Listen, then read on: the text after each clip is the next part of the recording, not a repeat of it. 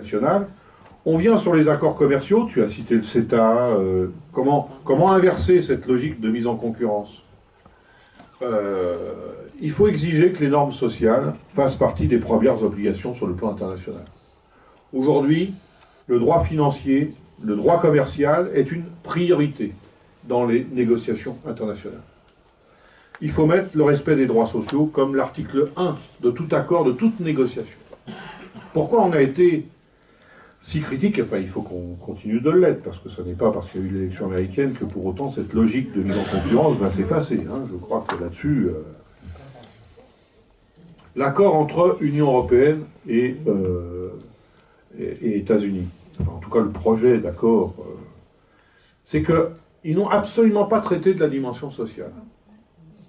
Ils n'ont absolument pas traité de la dimension sociale. Or, quand vous faites un espace économique dans lequel vous dites on va accélérer les échanges, on va libéraliser les échanges, sans être plus exigeant sur les conditions sociales dans lesquelles ça se fait, c'est forcément ceux qui coûtent le moins, selon la logique patronale, qui vont emporter les marchés, ou qui vont emporter la plupart des activités à assumer dans le cadre de cet accord.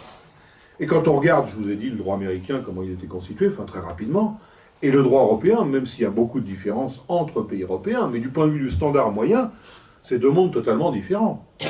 Alors, on sait sur plusieurs aspects que l'Europe et les États-Unis, c'est deux mondes différents. Mais du point de vue des droits sociaux, ça n'a rien à voir. Donc signer un accord de libre-échange sans être plus exigeant vis-à-vis des États-Unis sur les règles sociales à respecter, c'est condamner les travailleurs européens à être quelque part mis en concurrence et avoir les emplois barrés. Au-delà de tous les enjeux à propos des répercussions dans le domaine agricole, culturel, enfin il y a bien d'autres enjeux, je m'en tiens simplement à la considération sur les droits sociaux. Donc, les accords entre plusieurs continents, les accords aussi entre États. La France, de ce point de vue-là, pourrait avoir un comportement, et d'autres pays, un comportement beaucoup plus vertueux dans les accords bilatéraux qu'elle signe avec tout un tas d'États. On signe des accords commerciaux avec le Qatar, avec l'Arabie Saoudite, mais vous remarquerez qu'il n'est jamais question des droits sociaux. Jamais. Parfois, il est question des libertés à propos de... Mais jamais. Le Qatar... Alors, j'aime à citer le Qatar, parce que... Enfin, j'aime à citer le Qatar. C'est pas tout à fait ça que je voulais dire. Le Qatar, c'est, par définition, le pays où l'esclavage domine.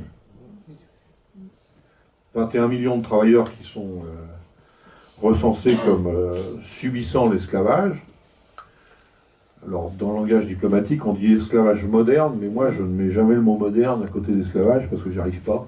Pour moi, l'esclavage, c'est l'esclavage, il n'y a pas de moderne, c'est esclavage. Le Qatar, c'est 2 300 000 habitants. Sur les 2 300 000 habitants, il y a 1 800 000 travailleurs immigrés. Il n'y a que 500 000 Qataris. La grande majorité de la population qui est au Qatar est une population travailleurs immigrés. Ils viennent de 130 pays différents. Et au Qatar, vous êtes payé non pas en fonction du boulot que vous faites, vous êtes payé en fonction de la nationalité. Votre nationalité, du pays de provenance. Alors c'est une infraction au principe, à travail égal, salaire égal. Mais vous prenez des gens sur les chantiers, ils sont payés en fonction de leur nationalité.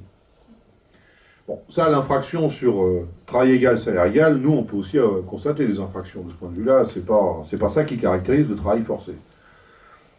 L'autre caractéristique au Qatar, comme dans la plupart des pays du Golfe, c'est que l'employeur, une fois qu'il vous a embauché, vous confisque votre passeport.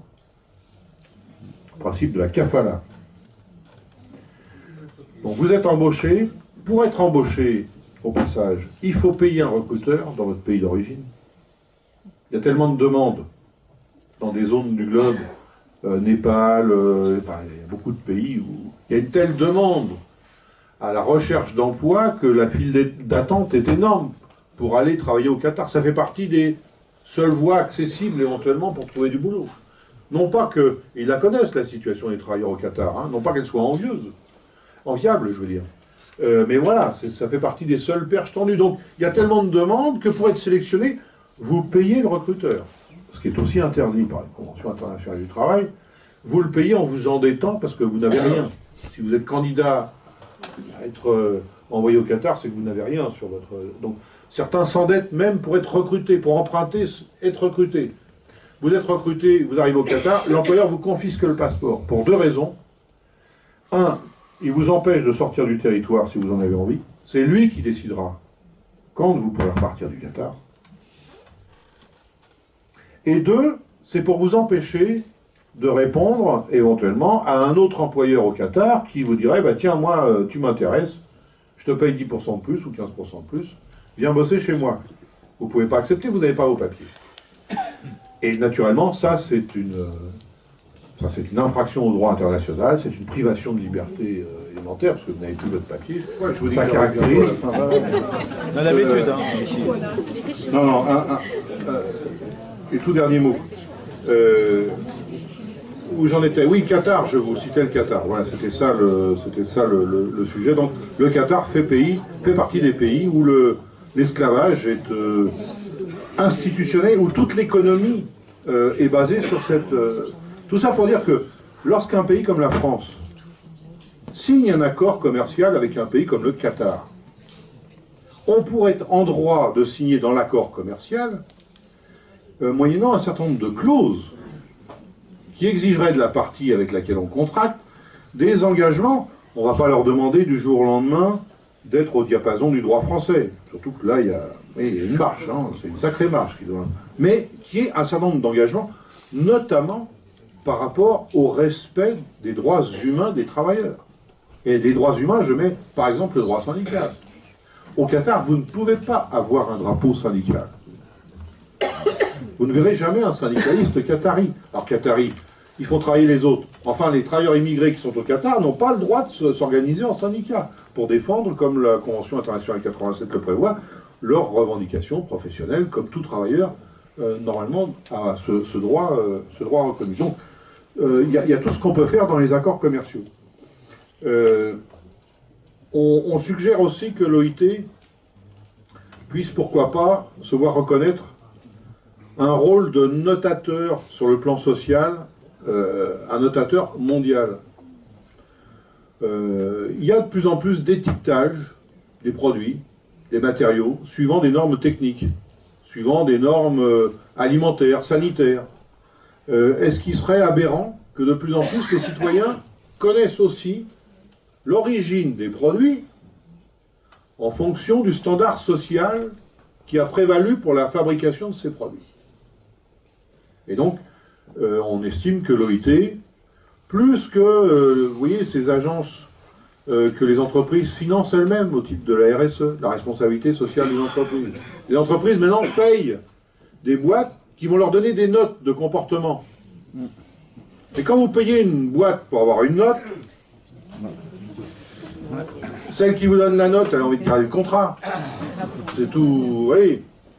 Donc, donner les notes, c'est quand même mieux que ce soit une tierce personne qui puisse apprécier si les engagements sont respectés, et l'OIT a cette légitimité mondiale, et serait bien placé pour dire, c'est à partir de notre standard des normes internationales du travail que l'on peut dire, ben, tel pays il est classé tant, ou telle entreprise est classée tant en fonction du standard social. Et ça permettrait une prise de conscience et de faire bouger un certain nombre de boîtes, notamment les multinationales, sur la question de la réputation. Parce que ces grandes boîtes multinationales, qui apparaissent hyper puissantes, et elles sont hyper puissantes, c'est évident. On donne quelques exemples, on fait des pendants entre les chiffres d'affaires de certaines, mais vous les connaissez, hein, et ce que représente le budget de certains États. Bon, je prends Apple par exemple, hein, l'entreprise à la pomme. Bon, on n'a rien à voir avec les pommes, mais enfin l'entreprise à la pomme. La valeur boursière déjà en 2003 de la seule entreprise Apple était l'équivalent du budget total de la France. Et on peut en prendre comme ça un grand nombre. Et encore, j'évoque un parallèle avec un pays qui s'appelle la France, c'est-à-dire dont le budget n'est pas négligeable. Donc vous comprenez bien que quand on prend des pays d'un autre standard, on a des boîtes, et vous le savez bien, aujourd'hui, c'est un renversement de la hiérarchie des responsabilités. Et dans la logique OIT, c'est plus les États qui exigent de la part des entreprises qui respectent des engagements. C'est des multinationales qui vont voir les États pour leur présenter leur cahier de revendications et dire... Donc il faut bien agir là-dessus. Et donc, ça fait partie des pistes. On pense qu'il serait tout à fait utile que l'OIT se voit donc reconnaître comme agence internationale un rôle de notateur sur les critères sociaux. Et qu'à l'avenir, les critères sociaux fassent partie de plus en plus des qualités référencées à propos des produits, de tout ce qui est commercé à l'échelle mondiale. Ça peut avoir une influence sur le comportement de certaines entreprises. Voilà. C'est un petit peu décousu tout cela. Sans doute que vous aurez des questions. Voilà, je m'en tiens là et merci de votre attention.